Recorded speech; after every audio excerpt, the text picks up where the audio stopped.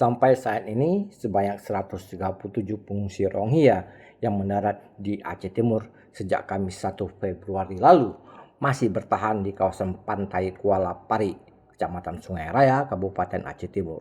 Salah seorang etnis Rohingya, Abdul Muthalib, mengatakan mereka sempat terombang-ambing di laut selama 2 bulan sebelum akhirnya bisa mendarat di Aceh Timur. Ini 2 bulan lebih Indonesia. Baru sampai akhirnya kemarin gitu? Ya, saya ini 2 hari 3 hari masih jalan kan. Kucik Kampung Kuala Pari, Syahrial Abdullah, mengatakan untuk sementara waktu para pengungsi Rohingya ini masih ditempatkan di sekitar kawasan Kuala Pari sambil menunggu keputusan dari pemerintah setempat dan UNHCR terkait penempatan etnis Rohingya ini nantinya. Ya, kami sudah pernah duduk, bahkan pihak UNHCR dan juga AYOM sendiri sudah turun untuk mendata pengungsi Rohingya ini.